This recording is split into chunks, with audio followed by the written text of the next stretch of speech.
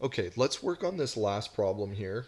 And with this last problem, I'm going to prove to you, after I finish simplifying it, I'm going to prove to you that I created what's called two equivalent expressions. All right, I'm going to explain what that is after I finish simplifying this. So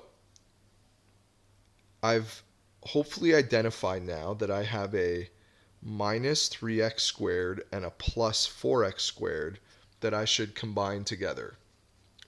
Okay, and I'm going to reshuffle the order of this expression to put those together and to move my 6x together with my 3x. So I'm just going to move that over. So what I'll have left then, if I move the 6x out of there and I move it over here, I will have negative 3x squared. Remember, keep the sign that's in front of the 3 there. It's a negative 3x squared plus 4x squared plus 3x. And now that 6x, should it be a plus or a minus, this one here?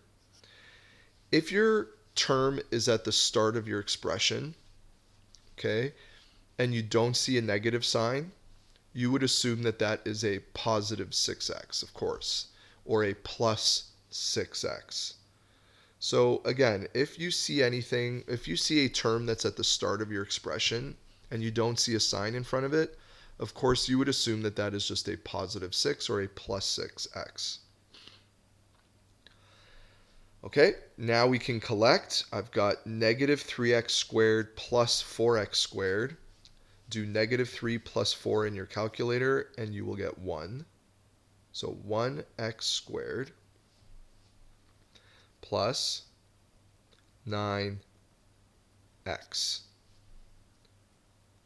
Positive 3 plus 6 is plus 9x. And to write this more accurately or with better form anyways, instead of writing 1x squared, write it as x squared plus 9x. Okay, there's my final answer. So essentially what I've done was I have taken this expression here and I have simplified it to this expression here. I've made it easier to work with. You could see that I went from having 4 terms to just having 2 terms. Okay?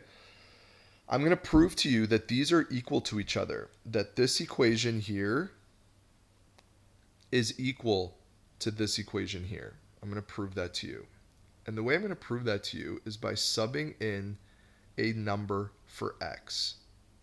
So here we go. I'm going to write out 6x minus 3x squared plus 4x squared plus 3x. That was my original expression. And my simplified expression was x squared plus 9x. So I'm going to prove to you that they're the same. Okay, even though they look completely different, they are in fact the same. So I'm going to tie this all together for you now. What if I, instead of having x, I let x equal, let's pick a number, any number, let's say 2. So for each of these expressions, I let x equal 2. What would these expressions equal if I substituted a 2 in for all of these x's? Let's start with the easy one on the right. I have x squared becomes now, I'm going to replace x with 2. It's going to be 2 squared plus 9, and then again replace that x with a 2. You get 4, 2 squared is 4, plus 18, which is 22. So I got 22. When I substitute 2 for x, I get 22. Let's see what happens on the left side. If I did this correctly, if I simplified above correctly, I should also get 22 because these expressions should be equivalent to each other if I followed all the rules correctly. So let's go 6 times 2. So replace all my x's here with 2. Minus 3 times 2 squared plus 4 times 2 squared, again, just replacing my x's with 2's, plus 3 times 2. I get 6 times 2 is 12, minus, just bring down the minus sign. Remember to follow BEDMAS. First do exponents. 2 squared is 4. Then do 4 times 3, which is another 12. Bring down my plus sign. Again, do exponents first. 2 squared is 4 times 4 is 16. Bring down my plus sign. 3 times 2 is 6. So let's see here. 12 minus 12, well, that equals 0. Plus 6, plus 16, plus 6, well, that's plus 22.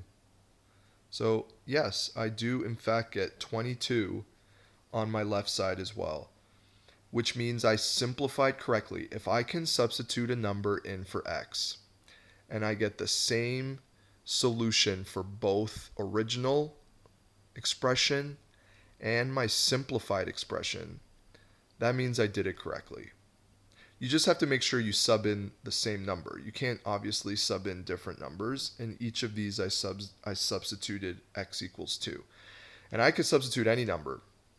0, 1, 3, 4, negative 2, negative 10, positive 10.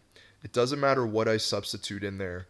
For x, I should get equal answers on both sides. I mean, it won't always be 22, of course. Okay, but I should get the same answer on both sides. Okay, so that concludes all of lesson 1. That's 3 videos now for lesson 1. We will move on to lesson 2 and continue to build on our math language skills.